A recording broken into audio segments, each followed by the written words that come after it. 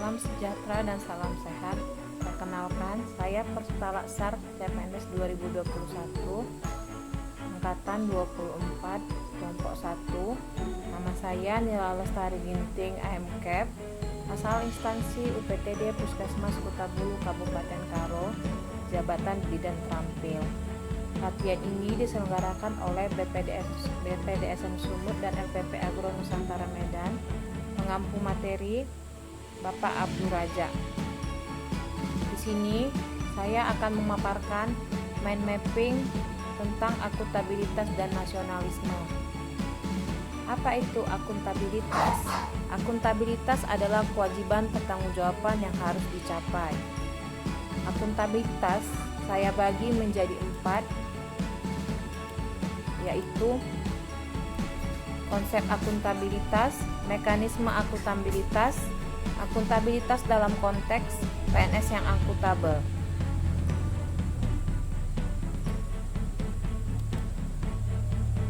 Konsep akuntabilitas terbagi atas 1. Aspek-aspek akuntabilitas, yaitu relationship. Akuntabilitas adalah sebuah hubungan. Kedua, result oriented, berorientasi pada hasil. Yang ketiga, recurse reporting, membutuhkan adanya laporan. Yang keempat, meanings with the consequence, memerlukan konsekuensi. Yang kelima, improves performance, memperbaiki kinerja. Yang kedua, akuntabilitas publik, memiliki fungsi 1. Peran demokrasi untuk menyediakan kontrol demokratis. 2. Peran konstitusi untuk mencegah korupsi dan penyalahgunaan kekuasaan. 3. Peran belajar untuk meningkatkan efisiensi dan efektivitas. Akuntabilitas publik terdiri dari 2 jenis, yaitu akuntabilitas vertikal, yaitu pertanggungjawaban atas pengelolaan dana kepada otoritas yang lebih tinggi. Yang kedua, akuntabilitas horizontal, yaitu pertanggungjawaban kepada masyarakat luas. Tingkatan akuntabilitas: 1. Akuntabilitas personal. 2. Akuntabilitas individu. 3. Akuntabilitas kelompok. 4. Akuntabilitas organisasi. 5. Akuntabilitas stakeholder. Mekanisme akuntabilitas terbagi atas 3. Yang pertama, dimensi, yaitu akuntabilitas kejujuran dan hukum, terkait dengan kepatuhan terhadap hukum dan peraturan yang diterapkan. 2. Akuntabilitas proses, terkait dengan apakah prosedur yang digunakan sudah cukup baik. 3. Akuntabilitas program, untuk memberikan pertimbangan. 4. Akuntabilitas kebijakan, terkait dengan pertanggungjawaban pemerintah atas kebijakan yang diambil.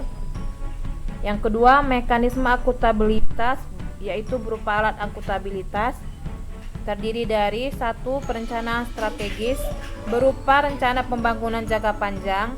2. Kontrak kinerja, merupakan implementasi dari peraturan pemerintah PP nomor 46 tahun 2011 tentang penilaian prestasi kerja PNS. Yang ketiga, laporan kinerja, laporan akuntabilitas kinerja instansi pemerintah atau LAKIP.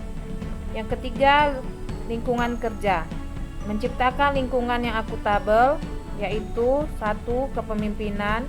2. Transparansi. 3. Integritas. 4. Tanggung jawab atau responsibilitas.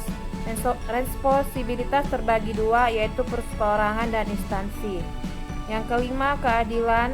6. Kepercayaan. 7. Keseimbangan. 8. Kejelasan. 9. Konsistensi. Akuntabilitas dalam konteks terbagi atas 1. Transparansi dan akses informasi. 2. Praktek kecurangan dan perilaku korup. 3. Penggunaan sumber daya milik negara. 4. Penyimpanan dan penggunaan data dan informasi pemerintah. 5. Konflik kepentingan.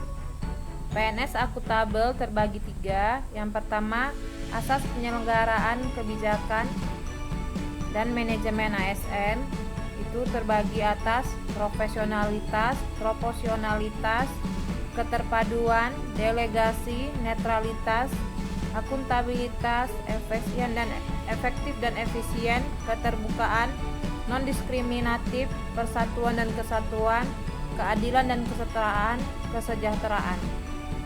Yang kedua, prinsip profesi ASN terbagi atas nilai dasar, kode etik dan perilaku, komitmen, integritas moral dan tanggung jawab pada pelayan publik, kompetensi yang diperlukan sesuai dengan bidang tugas, kualifikasi akademik, jaminan perlindungan hukum dalam melaksanakan tugas, dan profesionalitas jabatan. Yang ketiga, perilaku PNS terbagi atas perilaku individu, perilaku terkait transparansi dan akses informasi, menghindari perilaku yang curang dan koruptif, perilaku terhadap penggunaan sumber daya negara, perilaku terkait dengan penyimpanan.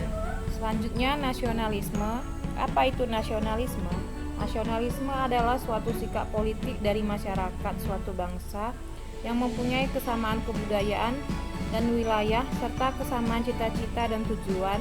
Dengan demikian, masyarakat suatu bangsa tersebut merasakan adanya kesetaraan yang mendalam terhadap bangsa itu sendiri. Berikut adalah mind mapping dari nasionalisme. Dari mind mapping dapat dilihat, ASN bisa mengaktualisasikan wawasan kebangsaan dan jiwa nasionalisme sebagai pelayan publik yang berintegritas dengan melaksanakan 5 sila Pancasila. Apa saja itu? Yang pertama, sila pertama, ketuhanan yang Maha Esa. Sila kedua, kemanusiaan yang adil dan beradab. Sila ketiga, persatuan Indonesia. Sila keempat, kerakyatan yang dipimpin oleh hikmat kebijaksanaan dalam permusyawaratan perwakilan. Sila kelima, keadilan sosial bagi seluruh rakyat Indonesia. Diharapkan dengan melaksanakan kelima sila ini, ASN dapat melaksanakan fungsinya sebagai pelaksana kebijakan publik, sebagai pelayan publik, sebagai perekat dan pemersatu bangsa. Sekian video dari saya. Terima kasih.